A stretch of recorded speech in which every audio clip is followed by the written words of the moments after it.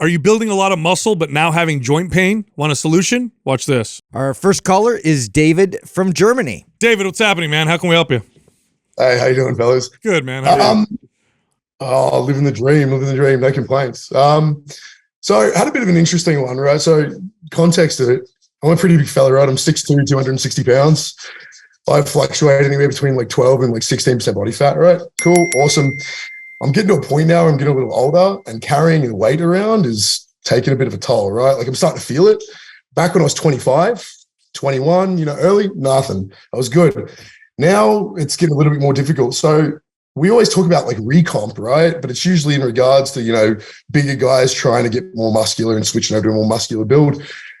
What's your guys' advice? Because I can't find anything on recomp from a fairly muscular build down to something a little bit more lean. I'm not really interested in getting skinny per se, but I could drop down to 220 and I'd be comfortable, Yeah, what's your body weight now? Around 260. 260? Big boy. Yeah. Oh man, you're a big boy. Yeah, I mean, you could change your training. You could focus more on stamina, endurance, mobility. Mobility goes a long way, by the way, with making your body feel more comfortable. And then it would be food intake, cutting calories. Probably the easiest way just to lose like pounds on the scale is a low carbohydrate diet. Not because it burns more body fat, but because you'll also lose some water weight. So just lighter, you'll just be lighter. And when there's a guy your size, if I have somebody your size telling me I'll feel more comfortable feeling lighter, I tend to push them in that direction because you do lose body fat with the low calorie, any kind of diet. But cutting carbohydrates, you tend to lose more weight because of the water weight as well. And people tend to feel more comfortable that way. The answer is actually really easy and simple, but very difficult to do. And it's difficult not because the task is so hard, but so the psychological part. Typically, guys like us that put on all that mass, like you like it. You like I like it. how Adam throws himself in like there. us. Guys like us. Yeah. Well, I mean, you guys don't know what it's like to walk around 240. So you know what I'm saying. So Hey, listen. I was there. What are you talking about, man? What are you talking about? these little guys, you know what I'm saying, that they don't understand. So This guy's in a different category, Adam. I hate to break it to you, bro. That's going to be the hardest part, I think, for you is going to be the psychological part of shrinking down because you probably are used to being the biggest dude in the room. You fill out all your shirts and, unfortunately, when you start going the other direction, you will probably see yourself different than what everybody else does. You lose 15, 20 pounds and you go, oh my God, I'm getting skinny or I'm losing all kinds of muscle. Everybody else is going to be like, you look amazing. So I think the psychological part is going to be the hardest thing. Simply cutting your calories and starting to become a guy who runs every once in a while. You'll definitely drop some size and weight for sure, and I think you'll be fine. You know who's going through this is our good buddy Ben Pakulski. Have you ever heard him talk about this? No, I haven't. Okay, so you know who Ben Pakulski is? Yeah.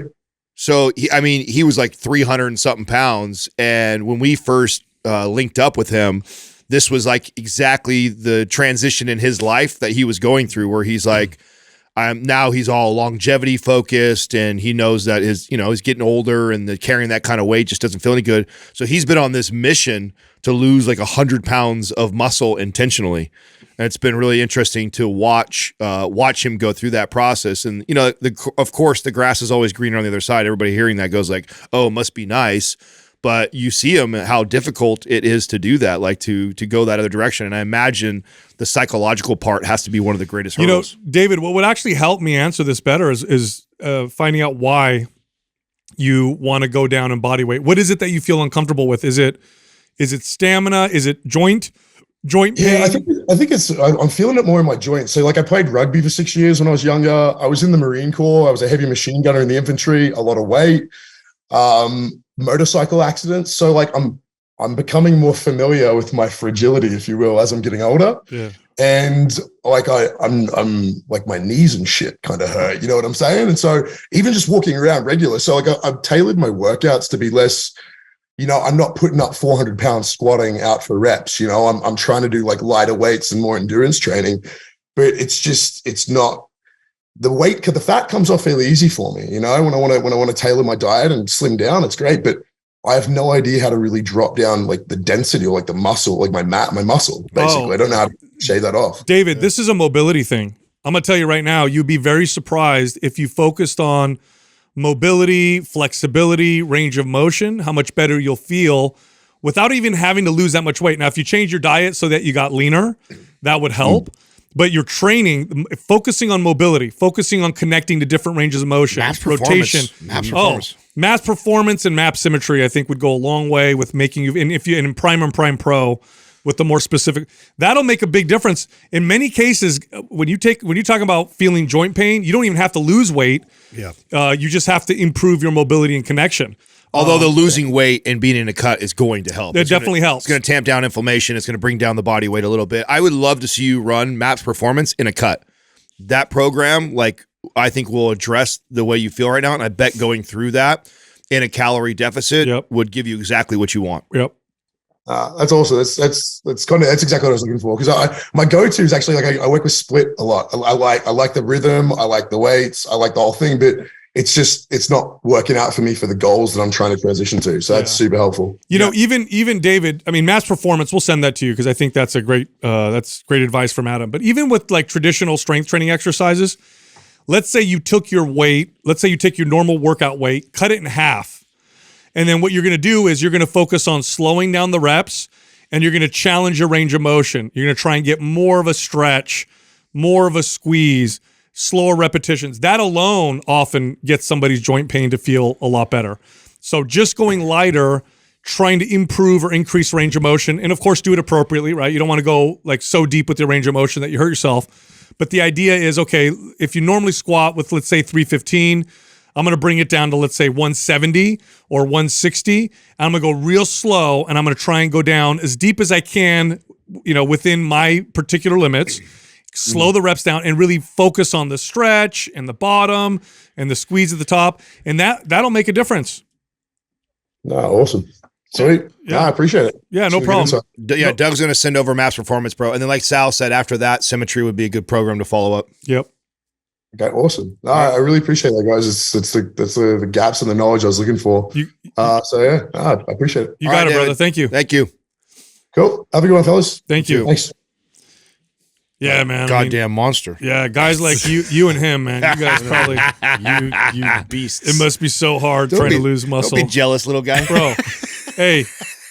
He's trying to get smaller. Yeah. You talking about getting smaller. You're getting smaller by the minute. Yeah. Well, very different. Wow. No, I do not have that problem. I do not have the if I just stop lifting weights and I look at a treadmill, my muscle falls What's off. the heaviest you ever been? Yeah. 240 something. I've been 240. Yeah. And I'm shorter than you. Same. And my frame cannot support 240. Yeah, like but you don't have the proof for that. That's you say you. Oh, I got the pictures. I will not post the pictures. Let me tell you. Yeah. I want to see them. You ever seen a meatball with legs, arms and legs? Yeah. That's what I look like. Yeah, well, to your MAPS Performance point, like I was curious to see if he's ever even trained in like different planes because like that's one of those like inevitabilities as well. If you're just like always sagittal plane movement, you're always heavy lifting, like you're always doing that same pattern and routine, like you are going to be uncomfortable. Like you put the mass on, that's a big feat in itself to get to the point where you can put that kind of size. But to live in it comfortably takes all that extra. Listen, if I'm squatting heavy consistently over time, what ends up happening after a while is I start to feel it in my hips. And if I keep pushing, I'll start to feel it in my knees. And then what I do is I back way off and I'll do split stance exercises or traditional squats with much lighter weight and just challenge the range of motion. And it gets rid of the pain. Yep. It's like magic. You know, David hopefully listens to this.